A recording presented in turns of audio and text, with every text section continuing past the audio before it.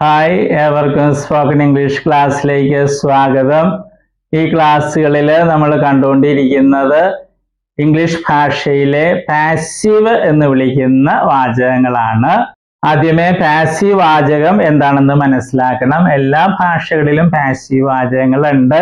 മലയാളത്തിൽ അവരെ സഹായിച്ചു, അവരെ കണ്ടു, അവരെ കൊണ്ടുവന്നു, അവരെ പഠിപ്പിച്ചു, ഇങ്ങനെ പറയുന്നതാണ് പാസീവ്. മലയാളത്തിന്റെ ഒരു പ്രത്യേകത, ചില വെർബ്സ്, ചില ക്രിയകള് രണ്ട് രീതിയിൽ ഒരേ അർത്ഥത്തിൽ പാസീവ് പറയാൻ പറ്റും. ഉദാഹരണമായി അവരെ ശിക്ഷിച്ചു, അത് തന്നെ അവർ ശിക്ഷിക്കപ്പെട്ടു എന്നും പറയാം. ഇതുപോലുള്ള കുറച്ച് ക്രിയകൾ, വെർബ്സ് മലയാളത്തിലുണ്ട്. അവർ ശിക്ഷിക്കപ്പെട്ടു, അവർ വധിക്കപ്പെട്ടു, അവർ കൊല്ലപ്പെട്ടു, അവർ പീഡിപ്പിക്കപ്പെട്ടു, അവർ പരിഹസിക്കപ്പെട്ടു, ഈ രീതിയിൽ പറയാം. എന്നാൽ ഇങ്ങനെയുള്ള വെർബ്സ് അല്ലെങ്കിൽ ക്രിയകൾ മലയാളത്തിൽ കുറവാണ്. കൂടുതൽ നമ്മൾ പറയുന്നത് അവരെ കണ്ടു, അവരെ സഹായിച്ചു, അവരെ കൊണ്ടുവന്നു, അവരെ അഭിനന്ദിച്ചു, അവരെ കളിയാക്കി, അവരെ പ്രോത്സാഹിപ്പിച്ചു, അവരെ അഭിനന്ദിച്ചു, ഈ രീതിയിലാണ്. ഇവയെല്ലാം പാസീവാണ്. അതുപോലെ മറ്റൊരു പ്രധാനപ്പെട്ട കാര്യമാണ്, എല്ലാ വെർബ്സിനും എല്ലാ ക്രിയകൾക്കും പാസീവ് ഇല്ല. ഉദാഹരണം, അവർ നീന്തി, അവരെ നീന്തി, അങ്ങനെ നമ്മൾ പറയില്ല. ഇംഗ്ലീഷിലും അതുപോലെ എല്ലാ വെർബ്സിനും പാസീവ് ഇല്ല. ഈ കാര്യങ്ങൾ മനസ്സിൽ സൂക്ഷിക്കുക. നമ്മൾ സിമ്പിൾ പ്രസന്റ് ടെൻസ് എന്നതിന്റെ പാസീവ് വാചകങ്ങളാണ് കണ്ടുകൊണ്ടിരിക്കുന്നത്. ഈ ടെൻസിന്റെ പേരൊന്നും പഠിക്കണമെന്നില്ല, നേരത്തെ ഇത് പഠിച്ചിട്ടുണ്ട്. അവിടെ നമ്മൾ റൈറ്റ് എന്ന വാക്ക് ഉപയോഗിച്ച് ഞങ്ങൾ എഴുതാറുണ്ട്, അവർ എഴുതാറുണ്ട്, അങ്ങനെ പഠിക്കുകയുണ്ടായി. ഇത് പാസീവ് ആണ്. അതെങ്ങനെ പറയും? അവരെ തിരഞ്ഞെടുക്കാറുണ്ട്, ഞങ്ങളെ തിരഞ്ഞെടുക്കാറുണ്ട്, അവനെ തിരഞ്ഞെടുക്കാറുണ്ട്. ഇതാണ് ഇതിന്റെ പാസീവ്. ഇതിന്റെ പാസീവ് ഉണ്ടാക്കുന്നത് സബ്ജക്റ്റ്, അതിന്റെ കൂടെ ഇംഗ്ലീഷിലെ ഏറ്റവും പ്രധാനപ്പെട്ട ബി എന്ന വെർബിന്റെ പ്രസന്റ് ഫോമിലുള്ള ആം അല്ലെങ്കിൽ ഈസ് അല്ലെങ്കിൽ ആർ. ആം ഐക്ക് വേണ്ടി, ഈസ് സിംഗുലറിന് വേണ്ടി, ആർ പ്ലൂറലിന് വേണ്ടി. ഇത് മൂന്നും നമ്മൾ കണ്ടു കഴിഞ്ഞു.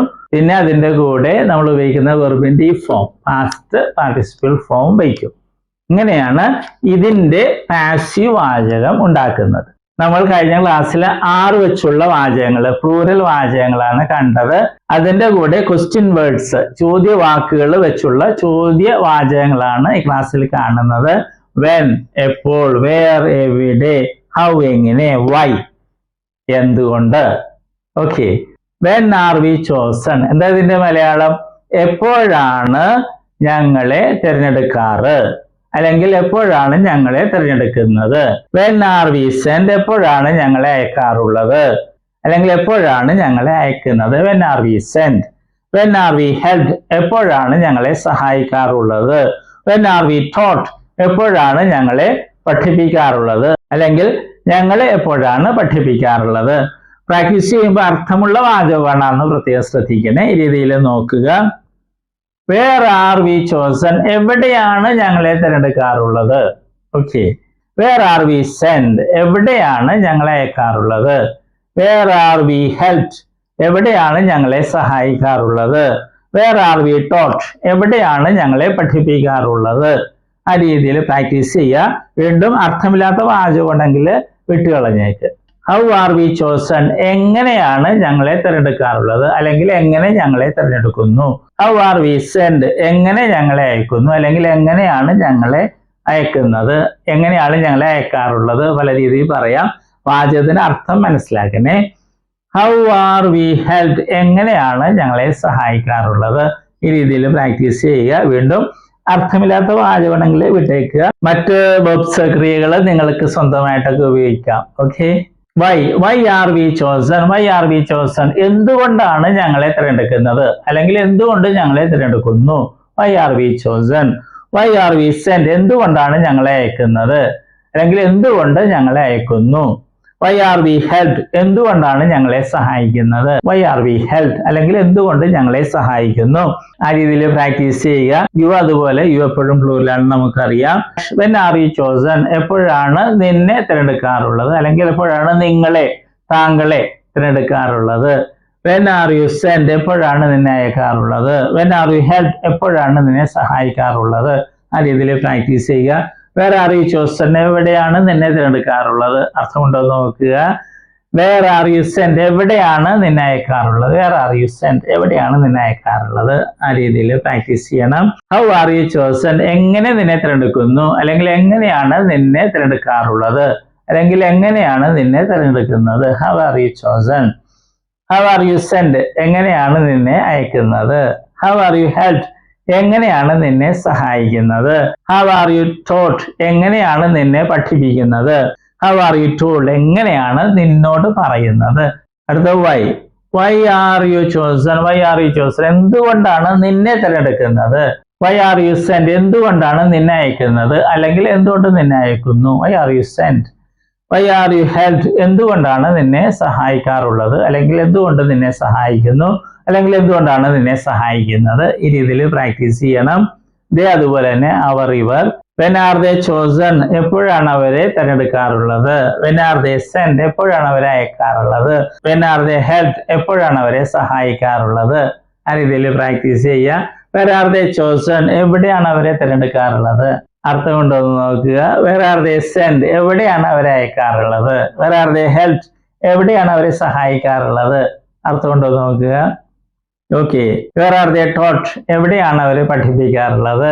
അർത്ഥം കൊണ്ടൊന്ന് നോക്കണേ. ഹൗ, എങ്ങനെ. ഹൗ ആർ ദേ ചോസൺ, എങ്ങനെയാണ് അവരെ തിരഞ്ഞെടുക്കുന്നത്, അല്ലെങ്കിൽ എങ്ങനെ അവരെ തിരഞ്ഞെടുക്കുന്നു, എങ്ങനെയാണ് അവരെ തിരഞ്ഞെടുക്കാറുള്ളത്? ഇതിലൊക്കെ മലയാളത്തിൽ പറയാം.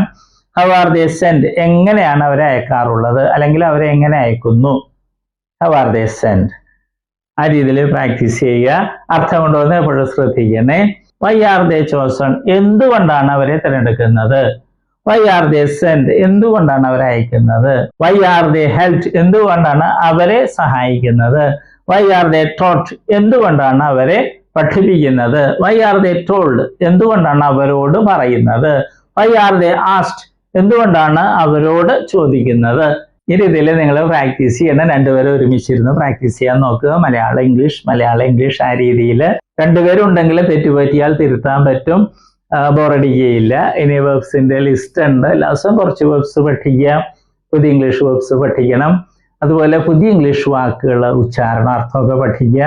നമുക്ക് ഒത്തിരി വാക്കുകൾ അറിയാമെങ്കിൽ വളരെ ഭംഗിയായിട്ട് ഇംഗ്ലീഷ് പറയാൻ പറ്റും. അതുപോലെ നെറ്റിൽ നിന്ന് സിമ്പിൾ ഇംഗ്ലീഷിലുള്ള കഥകളൊക്കെ കിട്ടും.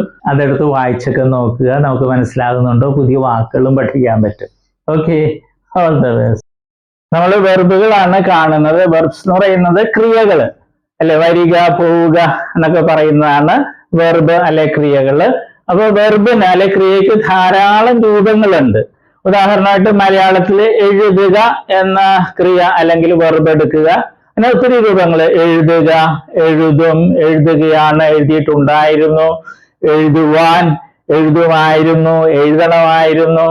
അങ്ങനെയൊക്കെ ധാരാളം രൂപങ്ങൾ മലയാളത്തിലുണ്ട്. അതുപോലെ ഇംഗ്ലീഷിലുണ്ട് ധാരാളം ഫോംസ്, രൂപങ്ങളുണ്ട്. അതിൽ 4 എണ്ണമാണ് ഇംഗ്ലീഷിലെ ഏറ്റവും പ്രധാനപ്പെട്ട രൂപങ്ങൾ. അതേതൊക്കെയാണ്? ഫോം എന്ന് വെച്ചാൽ രൂപം. Base form, present form, past form, past participle form. ഈ 4 രൂപങ്ങളാണ് ഏറ്റവും പ്രധാനപ്പെട്ടത്. കാരണം ഇംഗ്ലീഷില് എല്ലാ ടെൻസ് എന്ന് പറയുന്നത്, അത് മറ്റൊക്കെ ഉണ്ടാക്കുന്നത് ഈ 4 എണ്ണത്തിൽ ഏതെങ്കിലുമൊക്കെ ഉപയോഗിച്ചാണ് ടെൻസും മറ്റും ഉണ്ടാക്കുന്നത്. അപ്പൊ ഈ 4 എണ്ണം അറിഞ്ഞിരിക്കണം, എങ്കിലേ ഇംഗ്ലീഷ് സംസാരിക്കാനും എഴുതാനൊക്കെ സാധിക്കുകയുള്ളൂ. ഉദാഹരണമായിട്ട് ബേസ് ഫോം അല്ലേ, ഉദാഹരണമായിട്ട് റൈറ്റ് എന്ന വെർബ് എടുക്കുന്നു. അതിന്റെ അർത്ഥം എന്താണ്? എഴുതുക. പ്രസന്റ് ഫോമില് റൈറ്റ് ഉണ്ട്, റൈറ്റ്സും ഉണ്ട്. ഇത് പ്ലൂറലാണ്, ഇത് സിംഗുലർ ആണ്. ഇതിന്റെ അർത്ഥം എന്താണ്? എഴുതാറുണ്ട് അല്ലെങ്കിൽ എഴുതുന്നു. ഇത് രണ്ടുപേരും അർത്ഥം മലയാളത്തില്. പല കുട്ടികളും പ്രസന്റ് ഫോമില് ചോദിക്കുമ്പോൾ അവര് എഴുതുക എന്ന് പറയും. അത് തെറ്റാണ്. ഈ പ്രസന്റ് ഫോമില് റൈറ്റിന്റെ അർത്ഥം എഴുതാറുണ്ട് എന്നുള്ളതാണ്. എഴുതുക എന്നുള്ളത് ബേസ് ഫോമാണ്. ഇത് ഒത്തിരി പേര് തെറ്റായിട്ട് സ്കൂളിൽ പഠിച്ചിട്ടുണ്ട്. പാസ്റ്റ് ഫോമില് അതിന്റെ അർത്ഥം എന്താണ്? വാക്ക് എന്താണ്? റോട്ട്. അതിന്റെ അർത്ഥം എഴുതി എന്നുള്ളതാണ്. പിന്നെ പാസ്റ്റ് പാർട്ടിസിപ്പിൾ ഫോം ഉണ്ട്. അതിന്റെ റൈറ്റിൻ്റെത് റിട്ടൺ എന്നുള്ളതാണ് ആ ഫോം.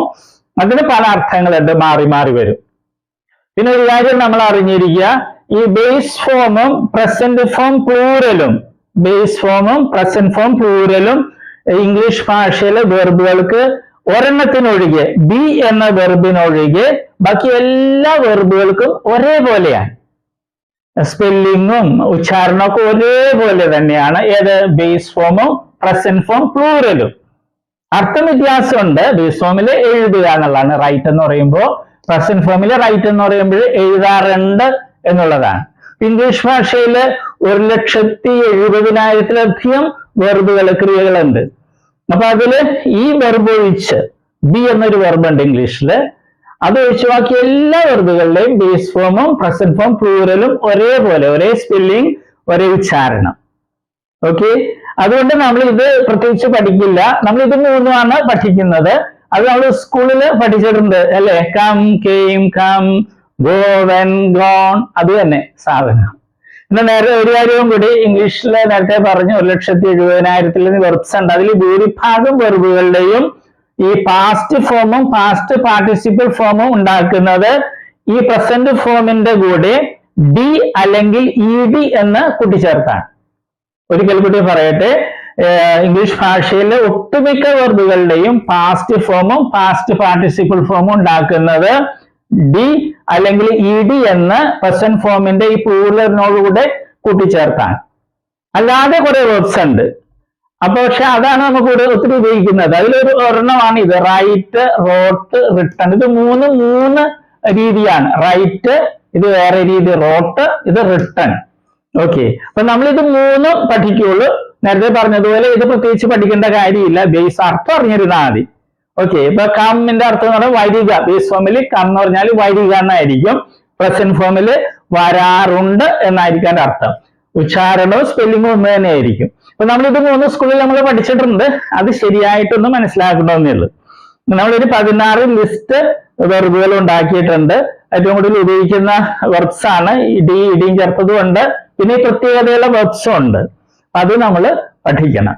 വെർബുകളുടെ ലിസ്റ്റിൽ 7ാമത്തെ ലിസ്റ്റാണ് നമ്മളിപ്പോൾ കാണുന്നത്. അപ്പൊ വെർബുകൾക്ക് ധാരാളം രൂപങ്ങളുണ്ട്. 4 രൂപങ്ങളാണ് ഏറ്റവും പ്രധാനപ്പെട്ടത് നമ്മൾ കണ്ടു. Base form, present form, past form, past participle form. അവ ഉപയോഗിച്ചാണ് ഇംഗ്ലീഷിൽ എല്ലാ ടെൻസുകളും മറ്റും ഉണ്ടാക്കുന്നത്.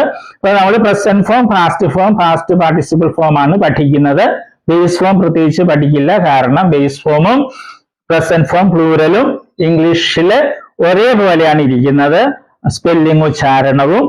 എന്നാൽ അർത്ഥം വ്യത്യാസമുണ്ട്, അത് മനസ്സിലാക്കുക. അതുപോലെ പ്രസന്റ് ഫോമില് പ്ലൂറലും ഉണ്ട്, സിംഗുലറും ഉണ്ട്. അത് നമ്മൾ മനസ്സിലാക്കണം. ഓക്കെ, അപ്പൊ നമ്മൾ തുടങ്ങിയാണ്. bind, bound, bound, find, found, found, grind, ground, ground, wind, wound, wound. അത് ഈ വാക്കുകളുടെ, ഈ വെർബുകളുടെ പ്രത്യേകത എന്താണ്? ഇ ഡി എന്നോ ഡി എന്നോ ചേർത്തല്ല പാസ്റ്റ് ഫോമും പാസ്റ്റ് പാർട്ടിസിപ്പിൾ ഫോമും ഉണ്ടാക്കുന്നത്, പ്രത്യേകം ശ്രദ്ധിക്കുക.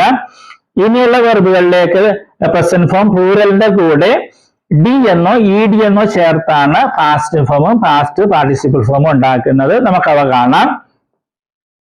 recognize, recognized, recognized, refuse, refused, refused, regret, regretted, regretted, repair, repaired, repaired, respect, respected, respected, satisfy, satisfied, satisfied, scream, screamed, screamed, share, shared, shared, smoke, smoked, smoked, snore, snored, snored, sin, sinned, sinned, sneeze, sneezed, sneezed, start, started, started, sold, sold, sold, stop, stopped, stopped, suffer, suffered, suffered, suspect, suspected, suspected, talk, talked, talked, tie, tied, tied, thank, thanked, thanked, touch, touched, touched, travel, travel, travel,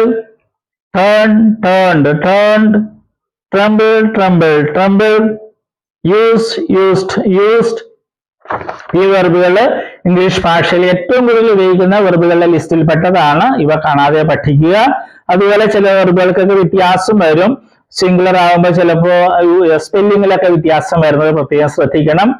അത് past ഫോമിലും past participle ഫോമിലൊക്കെ ചില വെർബുകൾക്ക് double ഒരു letter കൂടിയൊക്കെ വരുന്നത് നമ്മൾ പ്രത്യേകം ശ്രദ്ധിക്കണം. ഈ വെർബുകള് ഉച്ചാരണവും അർത്ഥമൊക്കെ കാണാതെ പഠിക്കുക. എങ്കിൽ മാത്രമേ ഇംഗ്ലീഷ് നല്ല രീതിയിൽ സംസാരിക്കാനും എഴുതാനും ഉപയോഗിക്കാനും കഴിയും. ഓക്കെ.